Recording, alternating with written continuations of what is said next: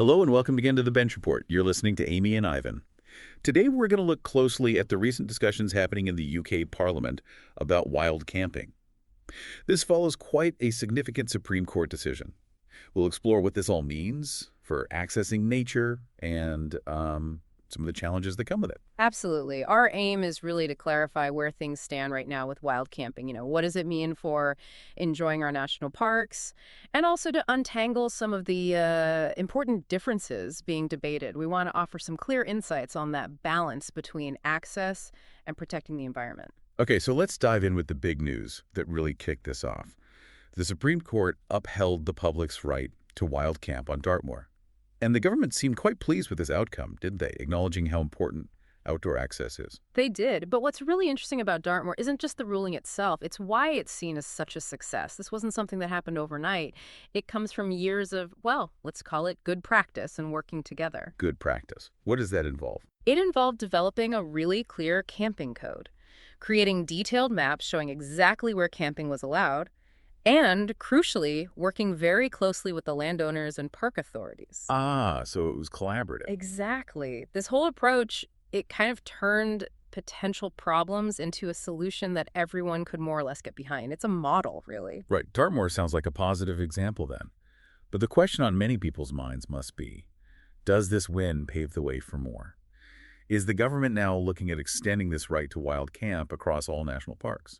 Well, the government's current stance is that they have no plans to guarantee wild camping across every single national park.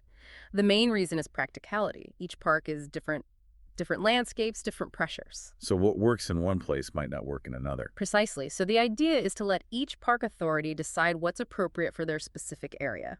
Take the Lake District, for example. They allow camping, but it's quite specific. Usually high up, away from roads, for just one night, and you must leave no trace. Leave no trace. That brings us to a key point: responsibility. How do we make sure people understand the difference between proper wild camping in permitted or remote areas and just illegal camping? There's sometimes a misunderstanding, isn't there, that national park means you can just set up a tent anywhere, maybe even near someone's garden. That distinction is vital, and it leads to the question, what happens when camping is irresponsible? Because it does happen. We see problems like people ignoring very clear signs, no camping, no fires, and the rubbish left behind, especially during the height of the pandemic, was quite shocking sometimes. Tents, litter. And fires, you mentioned fires. Disposable barbecues seem to be a major issue. A huge issue. They can cause massive environmental damage. Think about the Thursley Common fire back in 2020. That destroyed a huge section of a really valuable nature reserve. Peatland fires are incredibly damaging and hard to put out. So what are the authorities actually doing about this kind of irresponsible behavior? The government's approach is twofold, really. First, promoting the countryside code, encouraging everyone to follow those basic guidelines for respect and safety. And second, empowering local authorities, giving them the power to ban things like disposable barbecues or sky lanterns in specific high-risk zones. There's already legislation that allows for controls on fires in these protected landscapes. It sounds like a constant balancing act. It really is. On one hand, there's a clear desire to increase access to nature. The government wants more people, especially perhaps those from disadvantaged backgrounds, to experience the outdoors.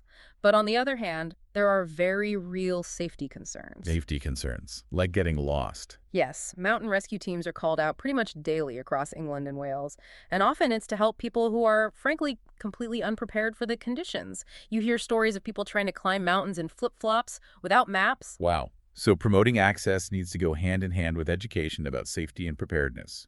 Absolutely. It shows the complexity. You want people to enjoy these places, but safely and without damaging the very environment they've come to see. It's a tough challenge. So, wrapping this up, it seems the whole conversation circles back to finding that essential balance. Balancing public access, proper environmental protection, and crucially, responsible behavior from all of us who use these amazing natural spaces. And perhaps a final thought for you listening. Think about your own actions when you're out in nature. Even the small things. How do they fit into this bigger picture of access and conservation? What responsibility do you feel personally for helping preserve these places for everyone now and in the future? As always, find us on social media at Bench Report UK. Get in touch with any topic important to you. Remember, politics is everyone's business. Take care.